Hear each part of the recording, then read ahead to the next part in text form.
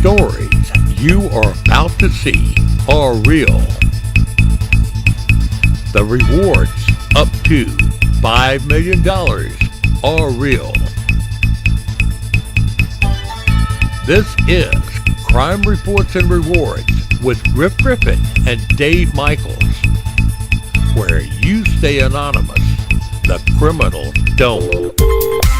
I'm Dave Michaels with this week's edition of Spot Crime, where we highlight crimes reported in the CSRA. We've had 99 assaults around the CSRA. They took place on the 1300 block of 10th Street, the 2000 block of Wrightsboro Road, the 1400 block of Mill Street, the 1900 block of Walker Street, the 1400 block of Springfield Circle, the 2400 block of Reese Avenue, the 500 block of Richmond Hill Road, the 2400 block of Ruby Drive, the 1600 block of Central Avenue, the 1700 block of Verity Street, the 1100 block of Wrightsboro Road, the 2600 block of Cairo Road, the 2400 block of Tiller Road, the 2000 block of Gardner Street, the 1500 block of the Gordon Highway, the 3300 block of Tanglewood Drive, the 2300 block of Springhouse Lane, the 2800 block of Washington Road, the 2500 block of Dover Street, the 2000 block of Tubman Hone Road, the 1500 block of Scully Street, the 2900 block of Wakeville Court, the 100 block of Tybee Court, the 2100 block of Hillsinger Road, the 2000 block of Lamar Road, the 500 block of Blum Street, the 300 block of 10th Street, the 2300 block of Deansbridge Road, the 3000 block of Washington Road, the 2100 block of Bayville Road, the 1900 block of Valley Road, the 500 block of Richmond Hill Road, the 1800 block of Neptune Drive, the 2300 block of Deansbridge Road, the 1600 block of Carpenter Street, the 2800 block of Washington Road, the 2800 block of Glen Hills Court, the 1800 block of Wilkinson Drive, the 2800 block of Cross Creek Road, the 1800 block of Verity Street,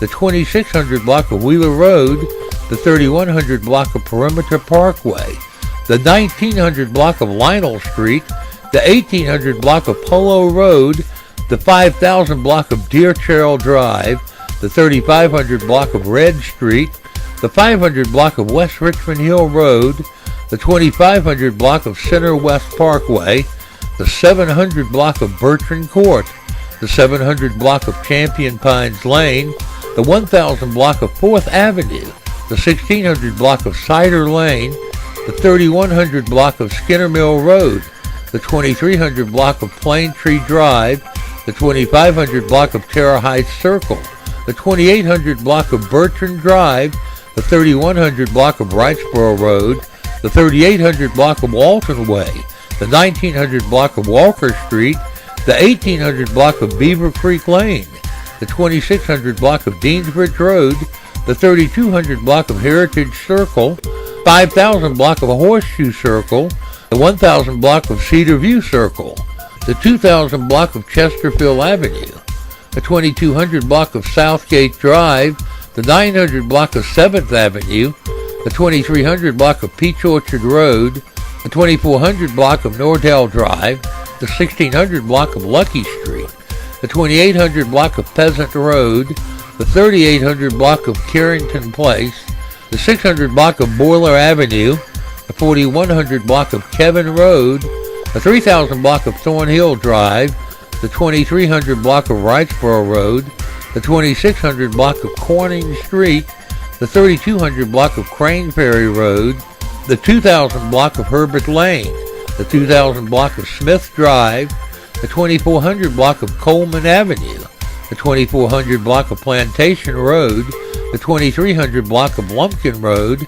the 2400 block of Bahama Drive, the 100 block of Carmel Way, the 2500 block of Windsor Springs Road, the 2800 block of Patagram Road, the 2400 block of Dublin Court, the 300 block of Caldwell Drive, the 3300 block of Oak Ridge Drive, the 1700 block of East Valley Parkway, the 1700 block of Dexhill Avenue, the 300 block of Marquette Drive, the 4500 block of Windsor Springs Road, the 2400 block of Apricot Lane, the 3300 block of Mundy Road, the 2300 block of Boykin Road, the 2300 block of Cougar Drive, and the 1600 block of the Gordon Highway. We've had 45 burglaries. They took place on the 600 block of Albany Avenue, the 1900 block of Battle Row, the 200 block of Thompson Road, the 2500 block of Coleman Avenue, the 3100 block of Jennifer Court, the 2100 block of Lumpkin Road, the 1900 block of Neptune Drive, the 2800 block of Glen Hills Drive, the 3900 block of Old Waynesboro Road, the 300 block of Sandbar Ferry Road, the 3900 block of Deborah Street, the 200 block of Fox Trace Drive, the 800 block of Ann Street, the 2400 block of Emory Hills Drive, the 3800 block of Carline Road, the 2400 block of Camelot Drive, the 3500 block of Southwick Drive, the 2300 block of Gitson Street, the 3200 block of Skinner Mill Road, the 2800 block of Thomas Lane, the 3700 block of Tripoli Court, the 2000 block of Youngblood Road, the 2000 block of Coleman Avenue, the 300 block of Telfair Street, the 2600 block of Barclay Street, the 1500 block of McCalkey Street, the 3800 block of Mike Paget Highway,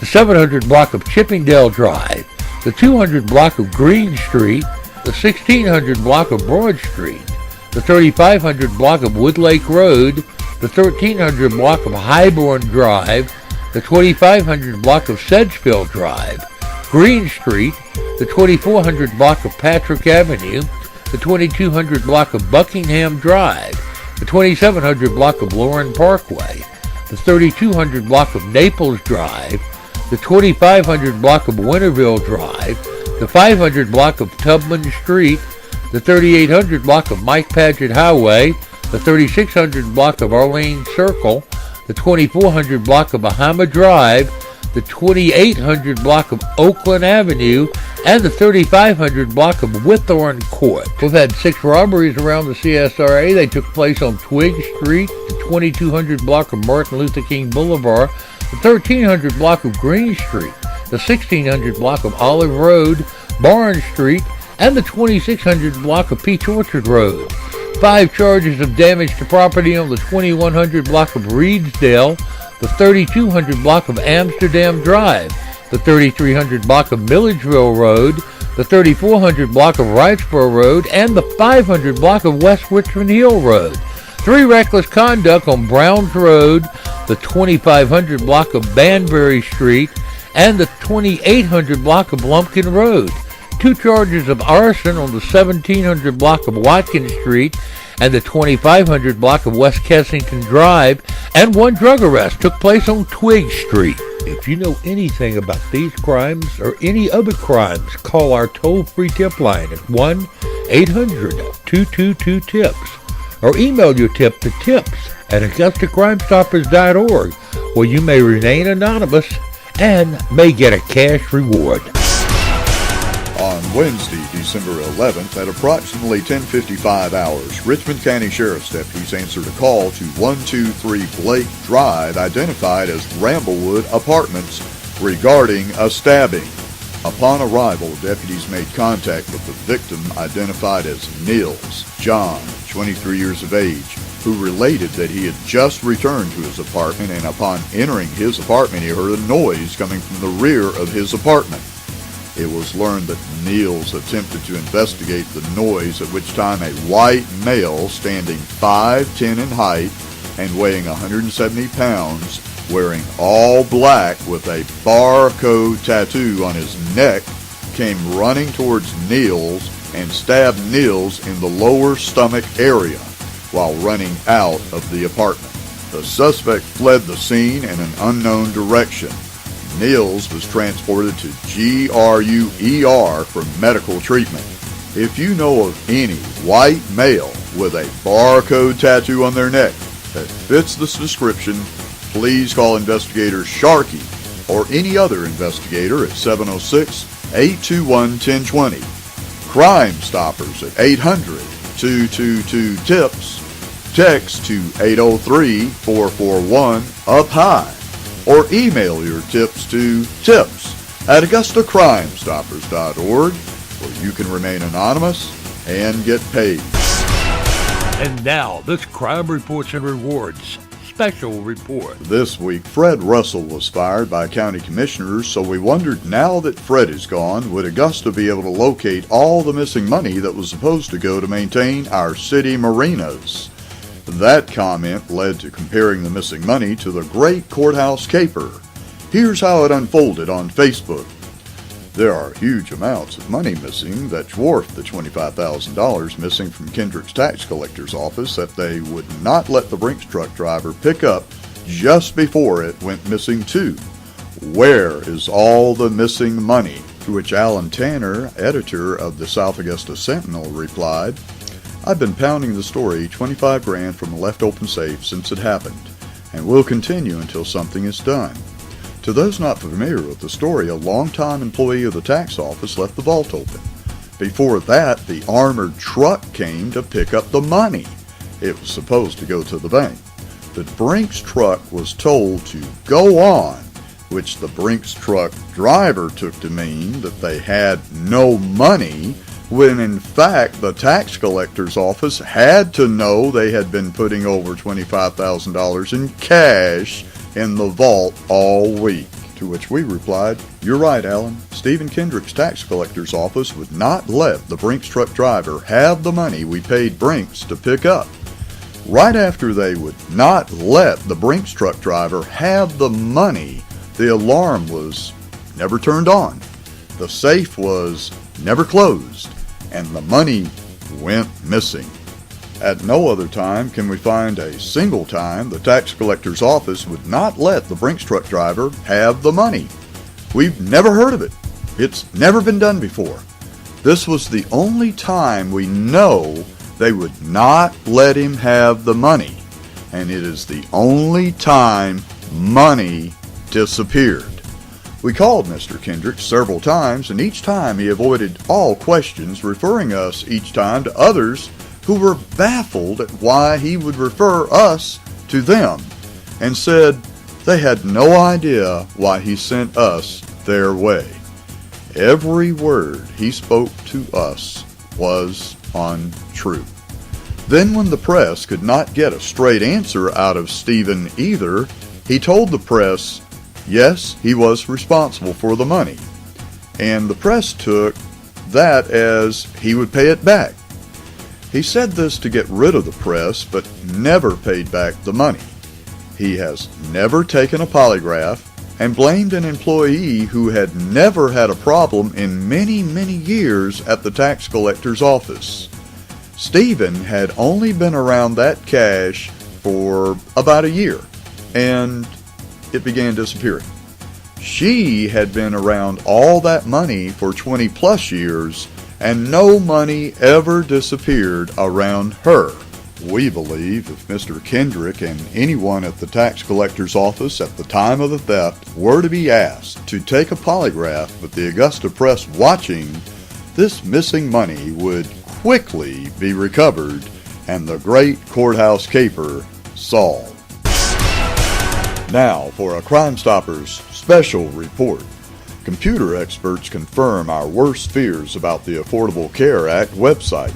If you put your information on it, you may be handing hackers everything they need to steal almost everything of real value you own, including your credit. Well, I was contacted by the House Committee on Energy and Commerce. They're the ones that oversee the Obamacare package. And if I would come out and basically oversee some of the changes and give them input on what needed to be done. I said, sure. Then they added, but we can't pay your expenses or anything. The government is shut down. And I'm thinking, well, you pay $600 million to a completely inoperable agency to build this system. And I said, okay, well, I'll pay my own way. And they said, okay. And then they came back and said, well, we can't even get the committee members all together because, again, the chaos of the shutdown. Can we do it on the phone? And at that point, I go, okay, I'm out of here. They expect me to give them advice on a system that requires showing them charts and graphs and how this thing is put together and what's wrong with it, and they want to do it over the phone. They're not serious. They just want to say, we contacted McAfee, he gave us some advice, and we're going to implement it, which is utter nonsense. They're not. My advice would be, throw it away and start over. You cannot fix the system that's there. It is impossible. The way it is architected, any good programmer will tell you, it's just not going to work. And they can pour money into it, another $50 million, another $100 million. It will never work the way that it is. It needs to be redone. A friend of mine, Mike Adams, who's a successful computer programmer, he said the same thing 2.5 weeks ago. He said several things. He said, it looks like basically chimpanzees were in there tied up to keyboards writing this. It's gibberish. It's not even bad code. Yes. That came out today. Yes. And he said that the government always throws more money at something that doesn't work when you need to scrap it. But he said that's what all the top programmers are saying. That is what you, John McAfee, as a well-known top programmer, are saying. But clearly the Commerce Committee knows that too. So what do you think the real reason is? Mike and others are saying, well, now it's actually coming out that it's really an NSA front, and they're just getting data for who doesn't have insurance to find them, and it's totally cold-blooded. Might be, because it doesn't seem like they were serious in actually implementing a Medicare system. And you're right, the code. After the rollout, there were programmers that went on bulletin boards asking for help on programs that they had been working on for this system, all of them Indian. CGI has over 10,000 programmers in the country of India, and they're doing very basic programming in a language that only runs on the front end, that is your computer. So when you log on to Obamacare, the programs are downloaded to your computer and run, and then ship the data back. It's a very cheap and easy way of doing it. And that's fine if you have 10 or 20 users, but if you have millions, it just isn't going to work. And that's why the architecture can't support it. But to have a company whose employees are asking for help from the general public on fixing their problems is absurd. If you go through the code, there are fundamental misspellings in there. This shouldn't be happening. This should be a professional company. And that company, CGI, that worked for the government of Canada about 7 years ago, was fired because of incompetence and not delivering what they had wanted. So why did we choose a Canadian company when there are plenty of American companies that are very technically competent in this area? I have no idea. Well, that's another issue. Consumer Reports is now saying don't go to the website because you can basically have your identity stolen on it. Absolutely. And it's not just the website. You don't even know that if it's a legitimate website, because there are so many examiners that can have their own websites. And sorry, that's my telephone here. Hey, it kind of sounds cool. It's like Star Trek. Let me turn the sucker off. So there are so many examiner sites that anybody can put together, and the sites can be made by hackers. They can steal your identity. They can ask for your social security number, and the following day your bank account's going to be empty. And this is going to cost consumers, in terms of lost income and identity theft, more than the entire Obamacare package cost to implement. Some innocent people are still in prison from ID thieves using their ID to commit crimes. If you put your information on the Obamacare website, in short, Obamacare is a criminal's best dream. They can steal your stuff over the internet, and the government doesn't have to tell you your ID was stolen, because they don't obey state laws that require consumers be notified if a security breach occurs. If you put your information on the Affordable Care Act, you need to move your money, close your credit cards, and try to stop them from stealing everything you own. The Richmond County Sheriff's Office is seeking identification of this white male that is only wanted for questioning at this time. Anyone with information on this subject's identity is asked to please contact the Richmond County Sheriff's Office at 706-821-1000 or 706-821-1080. Remember, this is a wanted for questioning only. Thank you. On your marks, get set, go. The holidays have arrived. What could go wrong? According to the latest crime statistics, plenty. Although visions of holiday happiness dance in your head, other things are dancing in the heads of many you come into contact with over the holidays. The first thing that typically happens on holidays is that things can be stolen from your car, and sometimes the things stolen may even be you. A rash of car break-ins has already broken out this year that may break all records. Here's a look at leading-edge security film that can help prevent smash and grabs or you being carjacked in your car.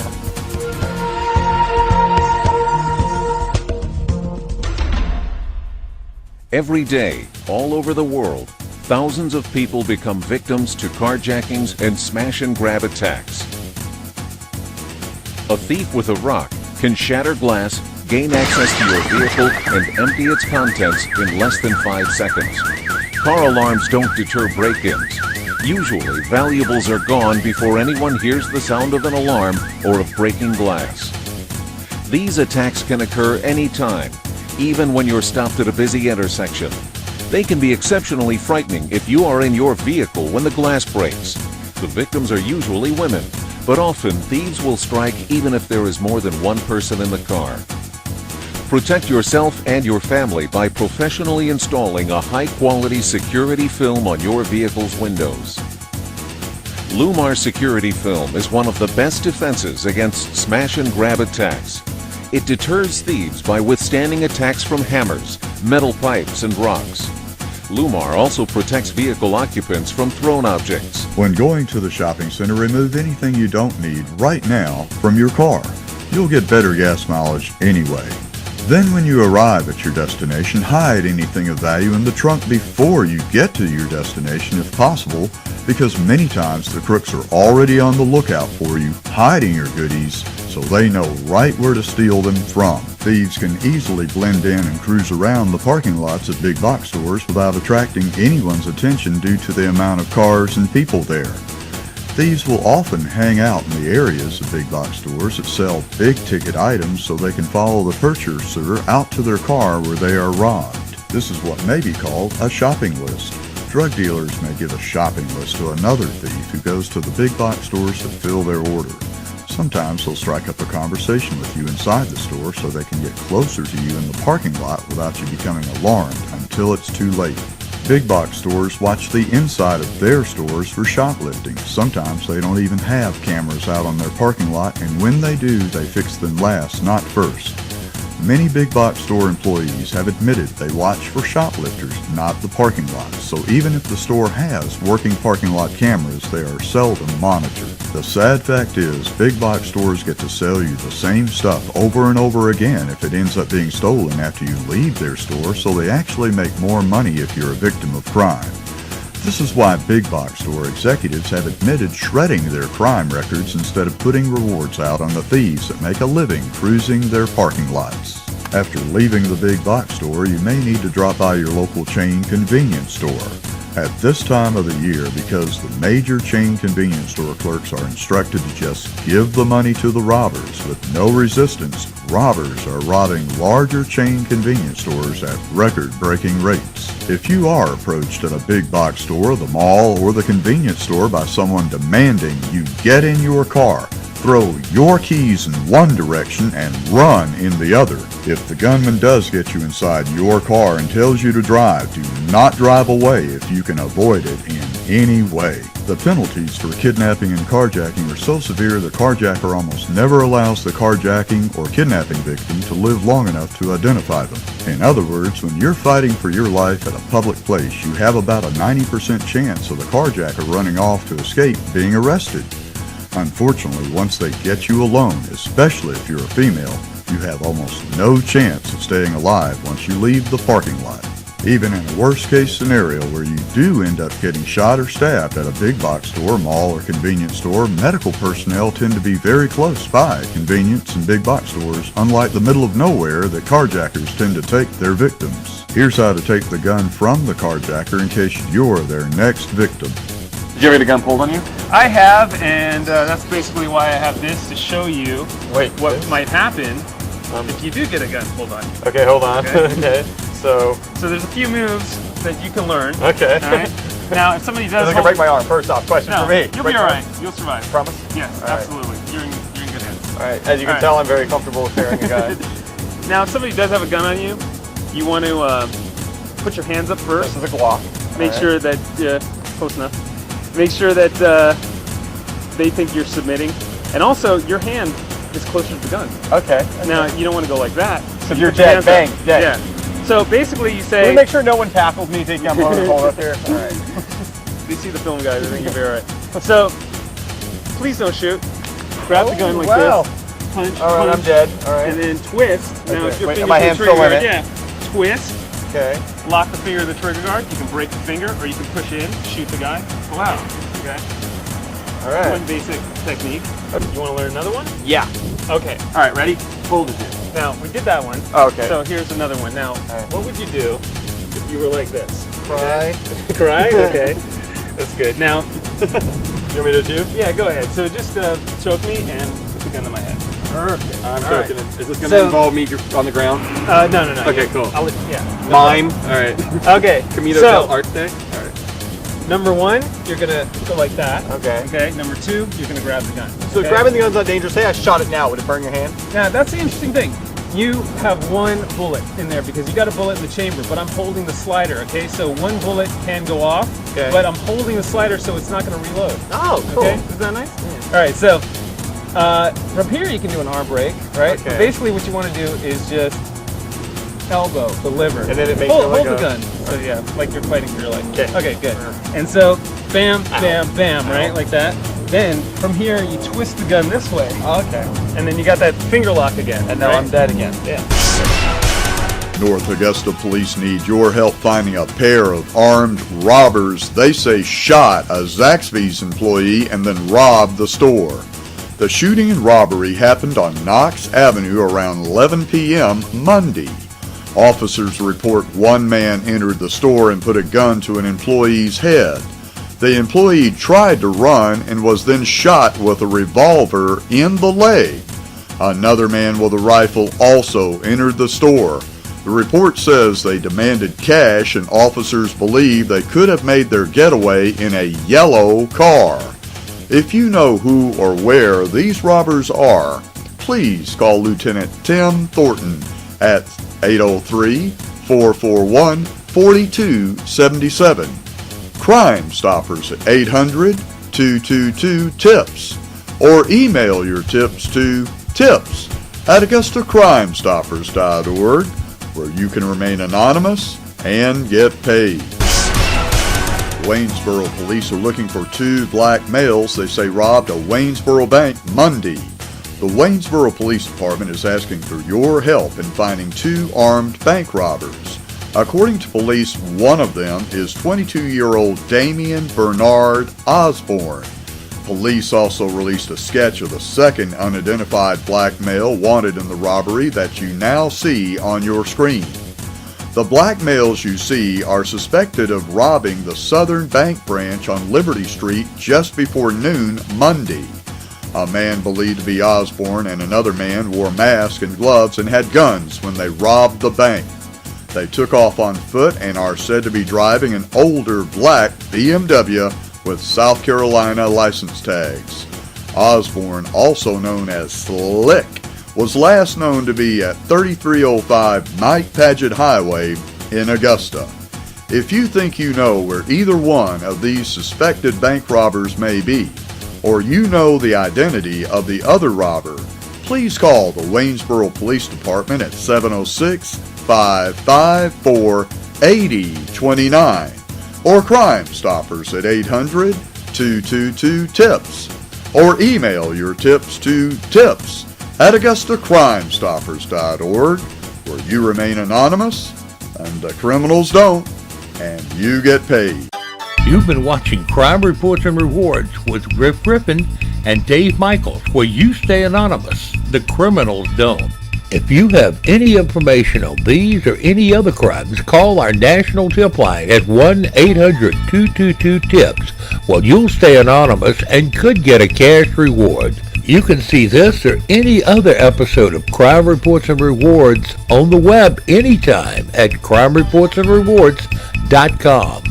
Crime Reports and Rewards is a production of Michaels Media.